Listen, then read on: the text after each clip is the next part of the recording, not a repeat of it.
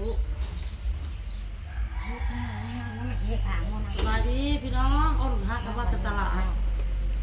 สบายดีเด้อFCบ่สุขุสุคนคนน้อยเขาซื้อมังโมมาร้านพะยังให้ป่านให้กินเดี๋ยวนี้พี่น้องสิป่านให้ร้านกินเลยบ่ทันได้เฮ็ดกินเฮ็ดอยากจะกินหมูแดงผักเลยแดงผักเอาแล้วฝนตกนี่เฮ็ดอะไรแล้วฝนตกฝนตกแงะตกมืดหรือว่าบ่ค่ะบ่แม่นั่งไม่นั่งเด้อบ้างแม่กินหน้าไปใส่กล้องไว้ลูกถูกกันไหมนั่งลงถูกมานั่งพี่โตมานั่งพี่ลูกให้ไปนั่งผูกโตมานั่งพี่ลูกนั่งใกล้แม่เจ้าผูกนั่งลูกเขาอยากน้ำเลยแม่เลี้ยงเอาน้ำกินนะมันมีตะกวงนั่งอยู่ในอันนั้นดิในโต๊ะพอเย็นกินหน่อยกินกับครับก็ไก่ต้มครับไก่เจ้าจุ๊บยังข้าวเห็ดร้านโอ้ยเลือดหิวเนี่ยบริกินจักเถื่อนเอาเลยใครสิเอาปลาโอ้ยอยากเป็นปลาดิเอาโตเอาปลาให้บุรเปียงเด้อบริปาดลายปลาบุรเปียงคนเด้ออาโชคลูกอ๋อให้เฮ็ดฮะบริปาดลายปาดบุรเปียงกินหมดซะก่อนถูกย่าป้าลุงเลยบ่ลูกใบบุญไม่ได้เห็ดเจียงเห็ดเอาเลิกเห็ดมาบวกเอาเลิกไม่ใช่เอาเลิกประมาณนี้ไงฮะกับพ่อแล้วกันกับป้าแม่หมักงอดิพ่อกับป้าแม่มันรุ่นเดียวได้มางอมาบ่งอแต่ว่ามาบ่งอแล้วมันบ่สมบูรณ์ไปแล้วมันงอแล้วมันนั่นไงหมากตัวนั่นแล้วมันสมบูรณ์แล้วมันละอ้วกมันไงหรือจะเอามางอน่ะเอา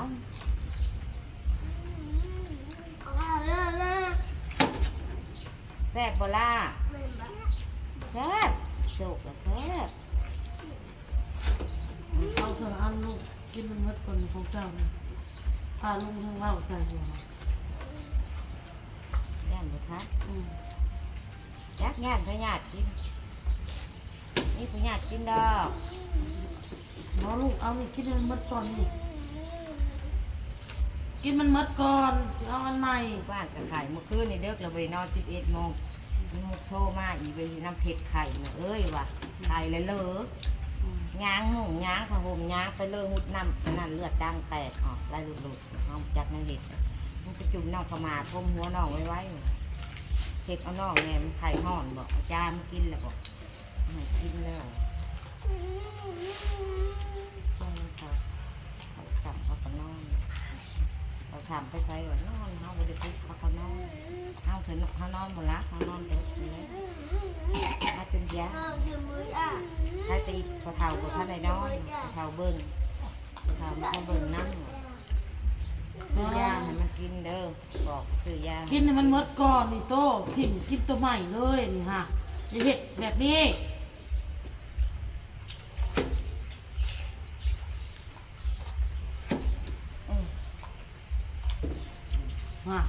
แม่มึงกินตัวมึงกัด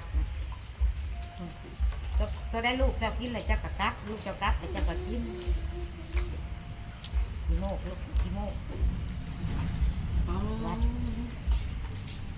ตาแค่ตัวกัดตัวใหม่เลยโอโต้ก็เป็นอย่างนี้บ้างอย่าเฮ็ดยังวะตีไหน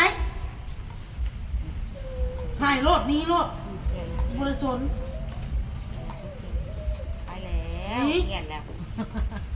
เครียดแล้วพ่อใหญ่เครียดแล้วเครียดโลกพ่อใหญ่ไปแล้วพ่อใหญ่เครียดแล้วเด้อพี่น้องเอ้ยแม่เป็นห้าไปแล้ว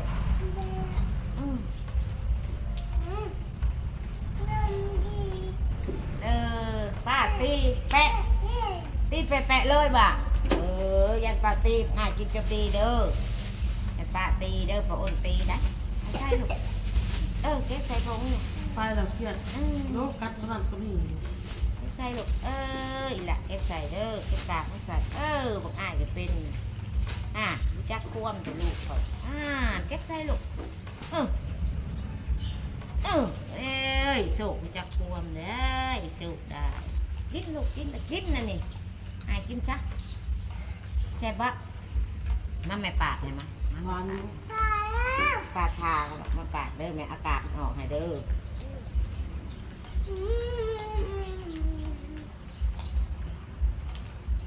ครับออกให้อาโชคก่อนป้าลุงเอ้ยไปบุญนั่นกินขักเลยไปบุญนั่นได้ในมันออกเพิ่งเขี่ยได้ได้เท้าของมันยังนาย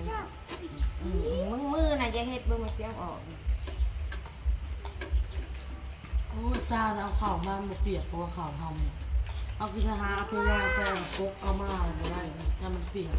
ข้าวเจ้า10 โลข้าวเจ้าโล20,000เลย เอานี่ละแม่บ้านนั่งเอาให้นั่นเพราะหมูอ้ายกับแม่เคียนได้เอาให้คนเด้อ นี่มันของออโต้มันให้สิกินเกี่ยวกับ นี่เลยนะตัวใดก็เนี่ยเอานายมันออกก่อนจะได้กระมาอะไรกันเลยอีกข้างอีกข้างทางในอีกข้างเรียกร้องความสนใจอยู่ทางในนี่นะผู้ลังคนเนาะกินลูกอันนี้เนี่ยมันเอานายเอาให้เลยไหมอ่ะดีมันเอานายเอาให้เจให้แม่กินบ่หมดแล้วนี่นายมันออกเมื่อไหร่มันออกเมื่อไหร่กินซะ ปกติทอดตลาดเนี่ยมันสิลงรถเลยนะลงรถเลยหนักก่อนรถ มือนี่เป็นยังไงมือ มันบสบายนี่นะมันรถมันเที่ยวหรอกเลยหมูรถหมูหน้าสลดเลยนะมันบ่หลอกนะมันบ่ซื่อมันนะซะมันบ่มีจะคิดจะใจอยากหลอกว่าสิ ต้องติดตุ๊ก ดูมันอยู่บ้านเงินมัน เฮ็ดแต่หน้าปลอก ประโชคปะขี่รถเบิ้ลประโชคปะ มาโตมากินข้าวนะมากินโมน้ำข้าวมาลุงมา โชคขี่รถปะไปเฮาขี่รถประโชคเนาะ มาล่ะ ป้าเนาะเบิ้ลเนาะปะ ป้าไปหายบอกโตบ่อ้นหายบ่มาพี่มากินโมน้ำข้าวมาลุงมา คนนิสัยบ่ดีประโชคปะขี่รถเบิ้ลปะมันไม่เจ็บนะจะโดนประโชคปะ เดินมาแล้ว เอาไปกินหม้อตัวใครซื้อแม่มาเลยตัว อันนี้ล่ะกินโมน้ำข้าวมานั่งลุกนั่งลงค่ะ มาพี่มาลงมาพี่มาไหมมาเร็วมานี่กินโมนี่อันนี้อ่ะ มาพี่จะให้มาพี่มาให้เราไปเอาเลย อ้นหายบ่ลูก นอนไปแส่ปีกไก่แส่ตูดไก่ทอดขายอีกพี่น้องเลย ไปวันว่ามันสิตกแต่ตอนเช้าตอนแรงบ่ตกกับจังให้เมฆมันไหลมาเหมือนนี้มาทั้งนี้ก่อน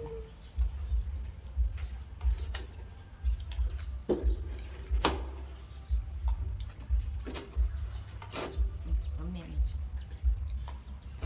ได้ยินเสียงตู้เลยจากเต้นแล้วเหมือนข่าวโซ่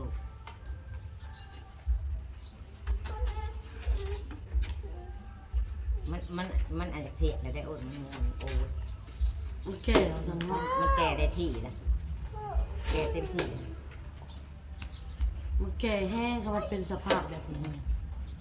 แบบให้ซื้อมาฝากพิธีกรยังบ่ทันไหนปานนั้นนะ มันแก่จักแล้วนี่แก่พอดีแซ่บเลย โอ้มันว่าจะแข่งคนมีลูกข้าวบัตร อย่าออกไปแข่งพ้นนะแห้งไข่แห้งพริกไข่บนสบายของมันเนี่ยอย่าหัดเพื่อใหม่ตายเลยบัน กินข้าวกินยา กินไว้มากินไว้มากินไว้ กินข้าวกินยาแล้วลูกนะเป็นหนังแขนคนอยู่เรื่องมันสบาย บุญเอ้ยอย่าไปแข่งพ้นออกมาแม่มากินโม ไปบุ นี่ ญเข่ามาอย่าแข่งคนหน่อยไว้ อิ่มแล้วบ่ จนหน่อยกินยาได้ยังไง คอยจักแนวครัวได้2 ข้าว3เลยนะ เพราะว่ายาที่ไข่มันจะคมจะคนกินอันแม่กินแล้วก็กึกลงปลากาสั่นคนทั้งเท่านี่ทั้งใบบุญ อันนี้โซนบอกเลย แค่ยังไงแม่เออคันหูตักว่ายาตัวสลัดคนน่ะมันเบิ่งซีมันหูซีบัวแล้วแม่เนี่ยมันกิน ยาตาเสื้อมันกินอีกไปบุญคือกัน เออตัดเสื้อก็กินยาลดองุ่นมันก็กิน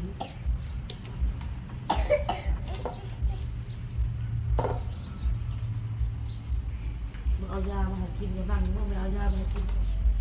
ไม่ท ประมาณเขากินดูเขาจะกินหรอก โตมัน ค่ะ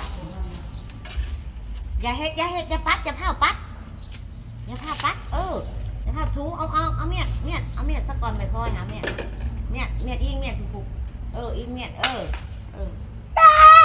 อิงเมียดเซ็ตในปากค่ะเพื่อนกินมังโม่นะอิ่มแล้วบอกกินมังโม่นะเสื้อเซ็ตนะลูกเซ็ตข้าง ำ เอาแพร่เสร็จไปไม่เสร็จไปล้างมือไปอย่าเศร้าไรอย่าเผาไปล้างมือก่อนไปบ้านกล้องแม่นี่เอาเขากินยาจะอุดเลยลาคลิปกับกูนี่ก็สิได้ลาไปก่อนจะพี่น้องฝากติดตามคลิปหนาด้วยจ้า มันลิง บายแน่ไอ้กระตุงนกอีก